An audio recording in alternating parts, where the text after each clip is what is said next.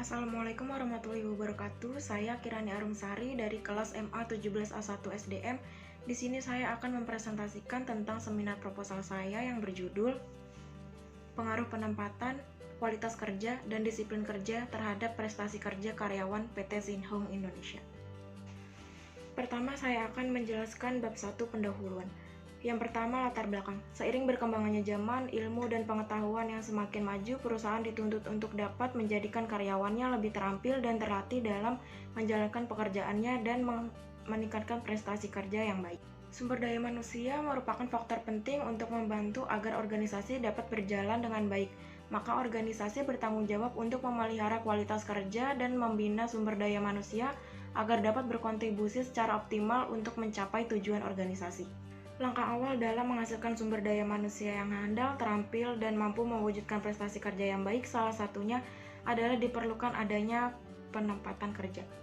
Permasalahan yang terjadi di PT Sinhong Indonesia dalam penempatan kerja adalah adanya karyawan yang keluar atau pensiun, karyawan bekerja tidak sesuai dengan latar belakang pendidikan, dan merasa ditempatkan pada posisi yang tidak tepat. Selanjutnya, permasalahan kualitas kerja yang terjadi di PT Sinhong Indonesia adalah kualitas kerja karyawan yang kurang baik seperti masih banyaknya keterlambatan karyawan dalam menyelesaikan laporan, kurangnya kesadaran tanggung jawab karyawan dalam pengisian laporan harian yang tidak sesuai, kurangnya keterampilan dan pengetahuan juga dapat menjadi faktor kurangnya kualitas kerja karyawan karena akan membuat karyawan cenderung tidak menguasai bidang pekerjaan yang ia jalani.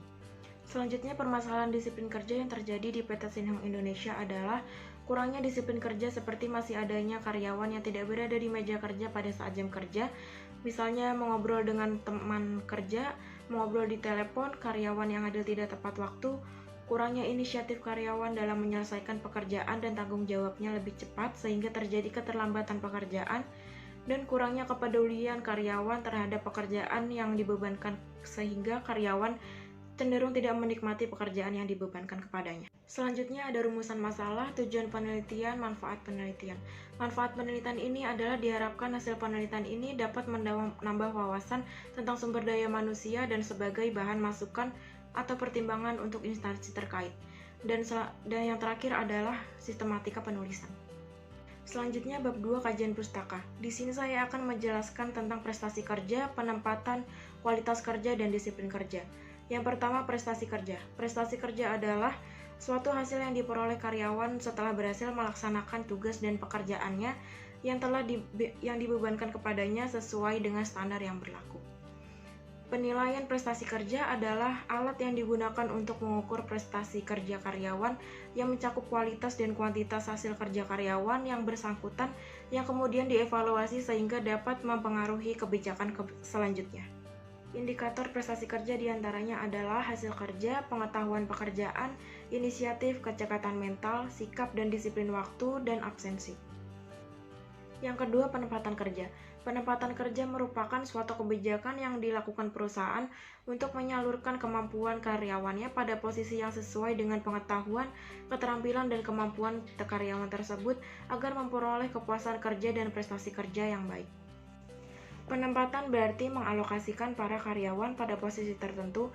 Hal ini khusus terjadi pada karyawan baru. Sedangkan karyawan lama yang telah menduduki jabatan atau pekerjaan, termasuk sasaran fungsi penempatan karyawan, dalam arti mempertahankan pada posisinya atau memindahkan pada posisi yang lain. Indikator penempatan kerja diantaranya adalah motivasi, kemampuan, dan ketepatan penugasan.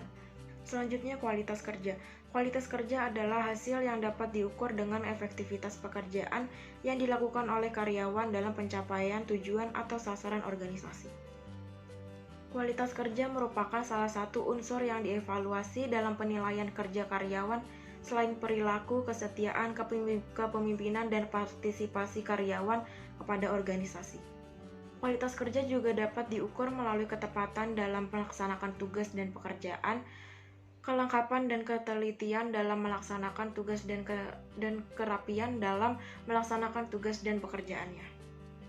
Indikator kualitas kerja diantaranya adalah potensi diri, hasil kerja optimal, proses kerja, dan antusiasme. Selanjutnya, disiplin kerja. Disiplin kerja adalah suatu sikap yang secara alami ataupun melalui pembentukan yang dimiliki manusia untuk menghormati, menghargai, mematuhi, dan menaati peraturan yang berlaku dan siap menerima sanksi apabila melanggar. Disiplin kerja juga dapat diartikan sebagai pelaksanaan manajemen untuk memperkuat standar organisasi.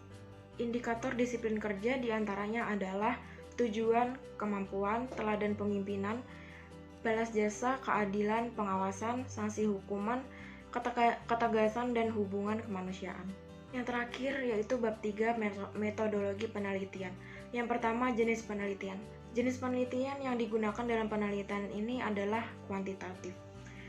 Berdasarkan pada judul yang diteliti, penulis ingin mengetahui apakah ada pengaruh antara penempatan, kualitas kerja, dan disiplin kerja terhadap prestasi kerja karyawan PT Sinhong Indonesia.